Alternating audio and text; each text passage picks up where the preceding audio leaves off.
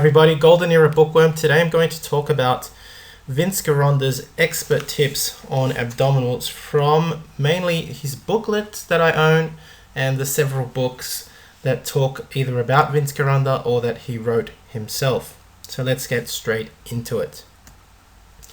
The first major point that he makes is that people that do not show abdominals have a very low metabolic rate, and so one of the first things that needs to be done for this particular client in his case would be to increase their metabolic rate. In doing so, the body will start learning to burn excess body fat and the food that is taken in.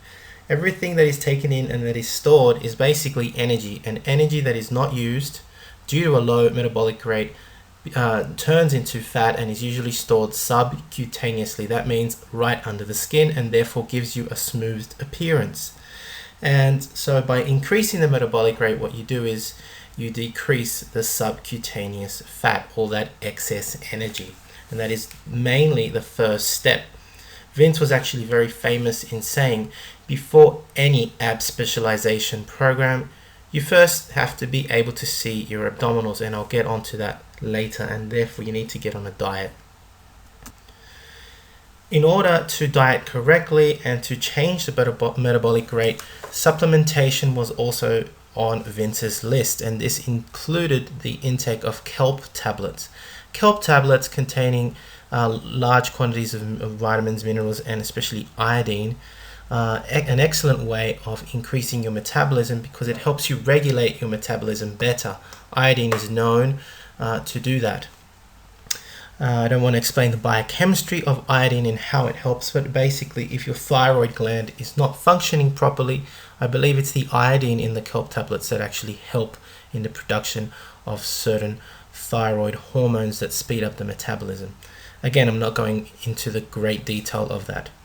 Another thing that Vince would recommend is lipotropics, and basically these are supplements that also help in either fat oxidation or burning, or speeding up your metabolism. These include choline, methionine, inositol, lipase, obviously, lipid meaning fat. Ase is the enzyme that breaks it down, lipase. Vitamin F is just found in safflower oil. Lecithin, which actually helps in the collection of fats and removal of fats from the digestive system, and betaine. Of course, he also was highly recommending that animal fats be consumed, especially over carbohydrates. I'm going to go through this briefly in his diet at the end. Now, I've mentioned this before, and I'll mention it again. One of the things that Vince Gironda believed, and I'll say it, so Vince Gironda, if you wish for me to say it correctly. I do have Italian background. You do say it Gironda or Gironda, it's the same thing, but I'm using an American pronunciation or Western pronunciation. But Vince's method for defining the body and especially bringing out the abdominals during exercise, again, had to do with hyperventilation. He was a great believer in the use of the breath. With breath control, one can actually also increase the intensity of a workout, and in doing so, for example, hyperventilating between sets was recommended. In doing so and not resting for too long, your weight training program isn't anaerobic anymore, but it becomes aerobic, and therefore it becomes a cardiovascular type of training. You can imagine that you're doing your reps and you're breathing heavy, but then most people just rest and stop and start gasping for air and slouching around. No, Vince actually recommended to continue this hyperventilation that normally occurs during the set, in between the sets. And therefore, your whole program is just a lot of hyperventilating. And you've seen my videos from before, which I'll probably link here, that fat is mainly lost through the breath. It doesn't disappear. The carbon chains found in fat simply turn into carbon dioxide, which leave your body. And so through hyperventilation, that is increasing your rate of breathing, you can literally breathe out fat. In making a program cardiovascular, you increase the heart rate and the lung work, and this actually helps you burn fat. Here is a picture showing, drawn from Vince, as to how to hyperventilate. Again, see the link that I provide, which I explain hyperventilation for burning fat and getting defined. Now, the sets and reps. It is a common mistake, according to Vince, that abs should be trained in thousands and thousands of reps, as some old school golden era bodybuilders have claimed. Yes, it works for them. It doesn't work for everybody though.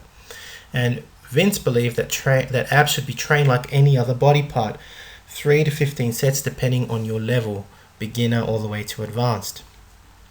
And speaking of that, ab training under Vince's own advice should only be performed by intermediate and advanced athletes. Why does Vince recommend that abs only be trained properly by intermediate and advanced athletes and not for beginners? Well, mainly because, especially for hard gainers and beginners, ab training, according to Vince, shocks the nervous system. How? Because you overwork the area around the solar plexus, which basically is a region where you have crossover of blood vessels and nerves. And this massive trauma in this area can actually stop muscular gains. Believe it or not, according to Vince, and remember, Larry Scott and Don Howarth both worked out in Vince's gym, so he's probably telling the truth here, but Vince actually has stated that both Larry Scott and Don Howarth hardly worked abdominals. Why? Because they were afraid of losing up to an inch in their arm, and apparently you can.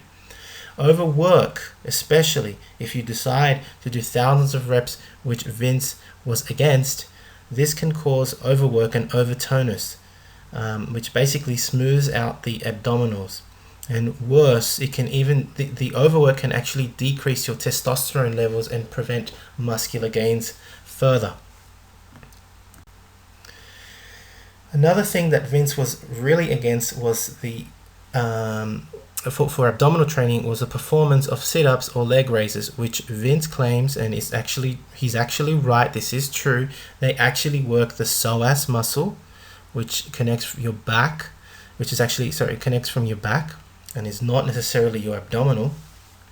The quadratus lumborum, which is part of your hip region, and actually towards the lateral side near the buttocks, and the sartorius, which is a leg muscle.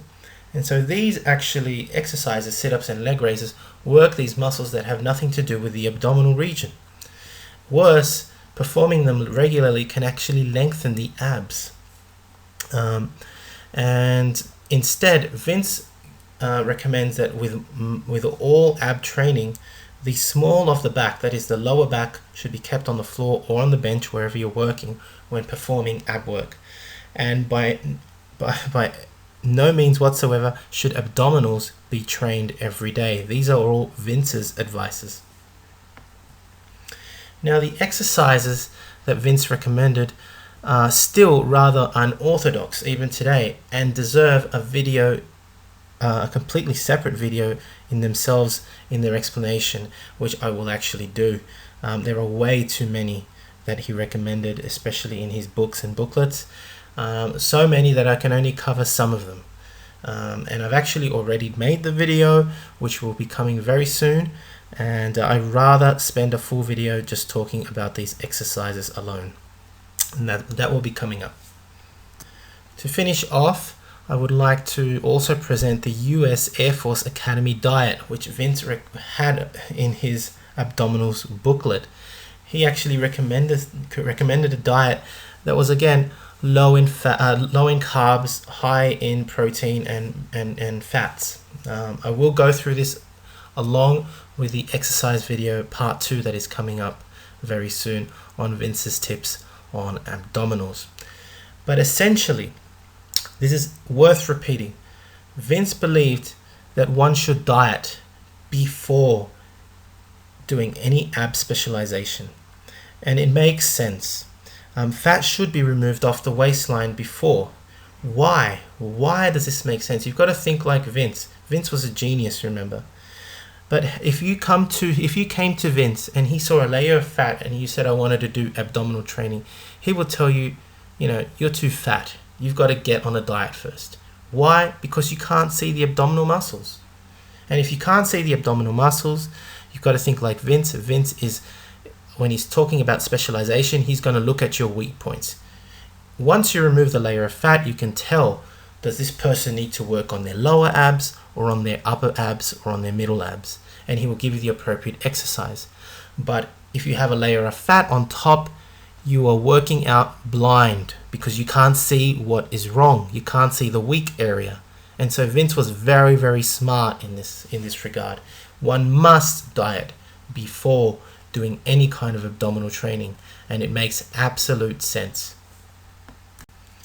I hope you have enjoyed this rather long, but I hope a rather enjoyable video on Vince's expert tips for abdominal, for abdominal specialization. There is a lot to take in. As you can imagine, Vince, when he taught, it was a whole thesis of information that he would give you. If you've enjoyed the video, this is part 1. Part 2 will follow with the exercises and a more detailed diet tips from Vince and plan. So if you have enjoyed part 1, please give it a thumbs up, subscribe if you haven't yet, leave me your comments, and thank you for watching. This is the Golden Era Bookworm. Bye and see you soon.